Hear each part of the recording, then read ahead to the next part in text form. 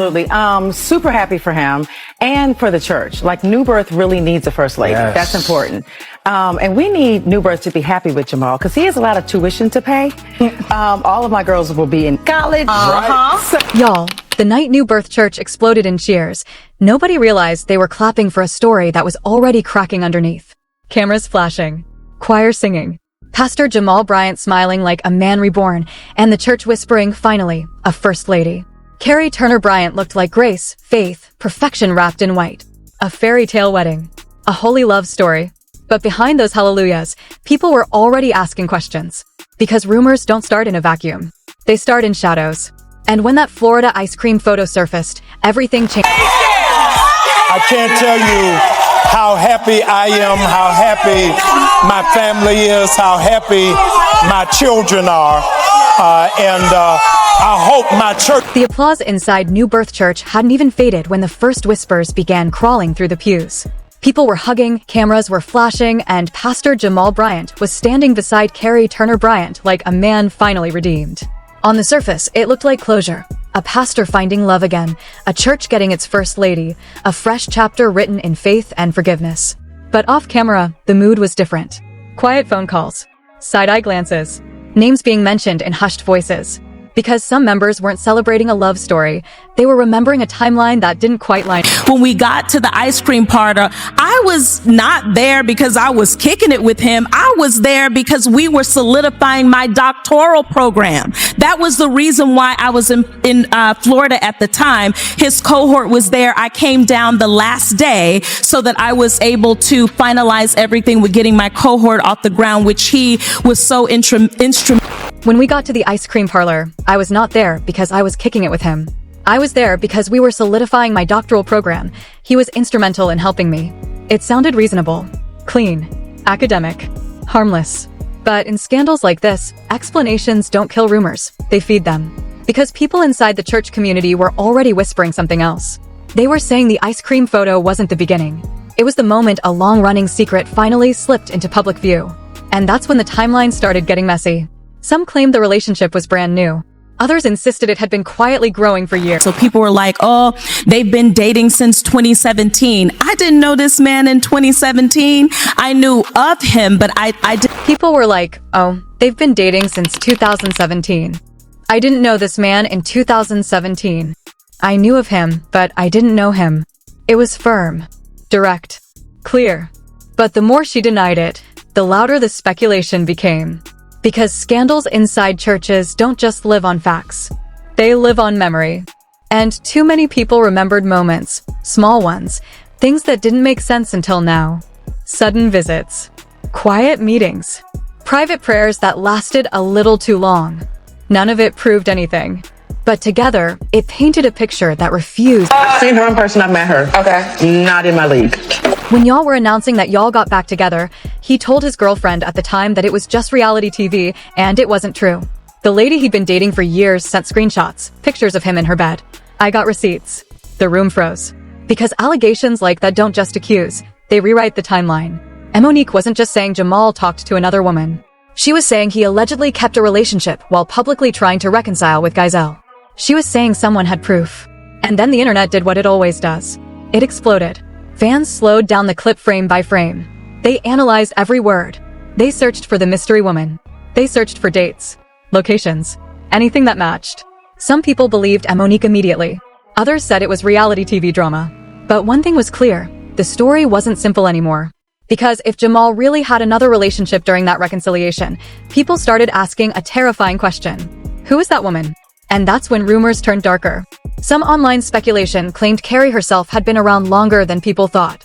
Not proven. Not confirmed. Just whispers spreading through comment sections like wildfire. And Carrie's name kept appearing in conversations she wasn't part of.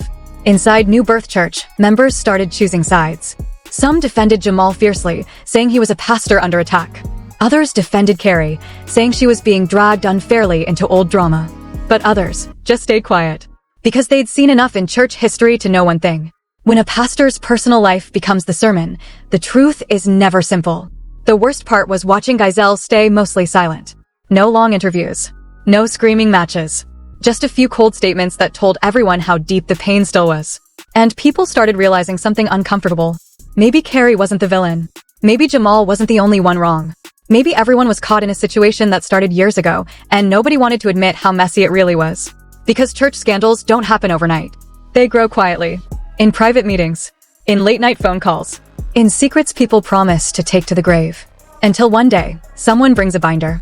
And suddenly, the whole world is watching. Carrie kept trying to protect her name. Jamal kept talking about happiness. Gizelle kept protecting her daughters. But receipts don't care about feelings. They just sit there, waiting. And by now, one thing was obvious. The ice cream shop wasn't the real scandal. The engagement wasn't the real scandal. Even the reunion wasn't the real scandal. The real scandal was the timeline. Who knew who before the marriage ended? Who talked to who while reconciliation was happening? Who stayed silent while the church applauded? And as more clips, more interviews, more rumors started surfacing, one terrifying realization began spreading through the internet. This story wasn't finished. Because if Monique had receipts, there might be more. If insiders were whispering, they might speak louder. If Gizelle finally broke her silence, the whole narrative could change overnight. And in the next part, the warnings start coming. The secrets get darker. And someone reveals why this scandal might be far from over. By the time the reunion clip stopped trending, something darker started moving through the story. Something quieter, colder, and harder to ignore. Because scandals don't really explode in one moment. They build in layers. And once the receipts start coming out, the next phase is always the same warnings. People inside the new birth circle started saying the story wasn't finished yet. That what the public had seen was only a fraction. That more names, more messages, more uncomfortable truths were still sitting in private phones waiting for the wrong person to get angry. And that's when another voice entered the story. Not a church member. Not a castmate. But someone known for exposing messy celebrity secrets, Tasha K. For weeks, she had been hinting that there were conversations happening behind the scenes. That there were people scared to talk. That there were relationships nobody wanted the public to connect. And then, in one short clip, she said something that sent chills through the internet. Jamal and I have been through a lot. There's a lot that people say, and But when y'all were announcing that y'all got back together, he told his girlfriend at the time that it was just reality TV and it wasn't true. Thanks. How do you know that? How do you know? Because the lady who he's been dating for years, she's been waiting to drop these receipts for a while. She's a pastor, and she reached out to me a long time ago. She sent a bunch of screenshots, pictures of him in her bed and everything else. And I was like, yeah, I'm not going there. I don't play dirty. But sounds like since rumors. Gizelle likes to play dirty, like rumors, right? I'll go ahead and return since I'm here right now. But he's definitely been talking to another woman, and it's clear conversations. And if you like to see him, I got him in my little receipt book. Afraid to let her go because she's going to blow it up the same way she blew the last pastor up in Texas. It was only a few seconds. But it sounded like a threat wrapped inside gossip. Now, to be clear, nothing in that statement proved anything. No names were confirmed. No evidence was publicly shown. But the implication alone was enough to restart the storm. Because if someone was afraid to let her go, people wanted to know why. And suddenly, the internet did what it always does. It started connecting dots. Fans went back to old interviews, old timelines, old arguments between cast members. They tried to map out when Carrie first appeared in Jamal's life. They tried to compare dates between his reconciliation with Gizelle and the moments Carrie was allegedly around. Some said the timeline overlapped. Others said it didn't. Some defended Carrie completely. Others said the questions were valid. But nobody could ignore the fact that too many people were hinting at something bigger. Inside New Birth Church, the mood reportedly changed again. Conversations stopped when certain people walked into rooms. Church leaders avoided answering direct questions. Friends picked sides quietly. Because church scandals are different from celebrity scandals. They don't just hurt reputations, they shake faith. And people were starting to wonder if the perfect love story they celebrated was built on a foundation they never saw. Meanwhile, Carrie kept her composure. She stayed calm in interviews, speaking about faith, forgiveness, and moving forward. She denied timelines that didn't make sense. She denied rumors that tried to drag her into old drama. Jamal kept smiling in public appearances, talking about happiness, about family, about building a future. But online, the narrative kept shifting. Every time someone thought the story was over, another clip resurfaced. Another podcast mentioned it. Another anonymous source hinted at something else.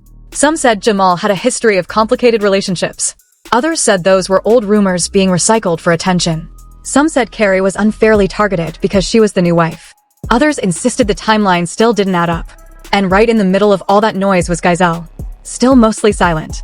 Still protecting her daughters. Still watching her past get dissected again. People noticed she wasn't attacking Carrie publicly. She wasn't posting long threads. She wasn't fighting online. She was just distant. And sometimes silence speaks louder than accusations. Fans began asking a question that nobody in the church wanted to answer. If everything was innocent, why did so many people keep hinting at secrets? Because the thing about messy stories is that they don't need proof to survive. They survive on patterns. And people remembered the pattern. They remembered Gizelle's old interviews where she spoke about betrayal. They remembered how she tried to rebuild the relationship once before. They remembered how quickly that reconciliation ended. And then they saw Carrie appear. And they wondered if history had repeated itself, or if this was just coincidence twisted into gossip. The truth was impossible to know from the outside. But speculation kept growing. Some fans even began noticing how Carrie and Gizelle looked similar. Same style. Same church presence. Same energy. They started joking about Jamal having a type. Others said that comparison was unfair and disrespectful. But once the internet starts comparing, it never stops. Then more commentary videos started dropping. Bloggers talking about hidden timelines. Podcast hosts debating who knew what. TikTok creators replaying clips side by side. And through all of it, that one line from Tasha K kept echoing. Afraid to let her go. Because fear means secrets.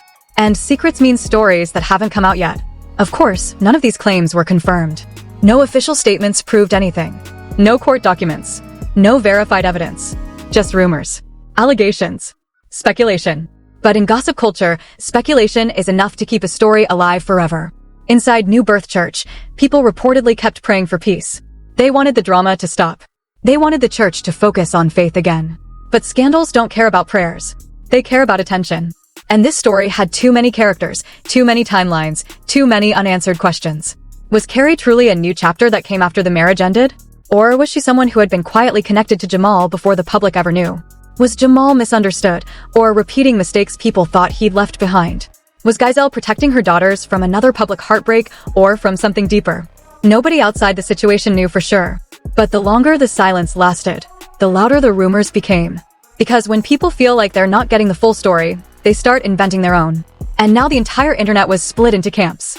Team Carrie, Team Gizelle, Team Wait for Proof, and somewhere in the middle, Jamal's reputation hanging in the balance. The biggest tragedy wasn't just the gossip. It was the way it overshadowed everything else. The church's message, the family's privacy, the daughters who had to watch strangers argue about their parents' past. That's the cost of public scandals. Everyone pays. And still, the story isn't finished. Because as long as there are people hinting at secrets, as long as there are clips no one can fully explain, as long as voices like Tasha K keep warning there's more, this scandal will keep coming back. And in the final chapter of the story, the biggest question remains. Who was telling the truth? Who was protecting themselves? And who was protecting someone else? Because in church scandals like this, the truth doesn't just hurt.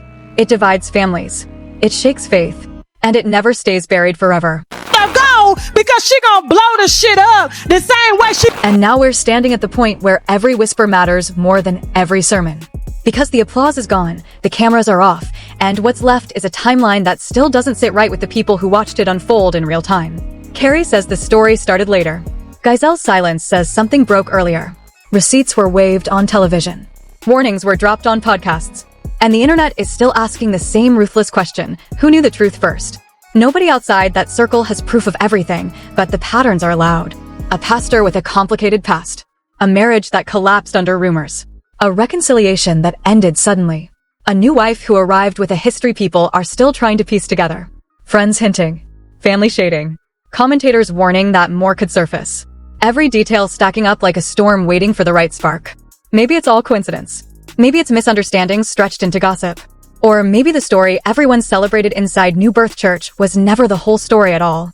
Because when timelines clash and receipts exist, silence becomes louder than confession.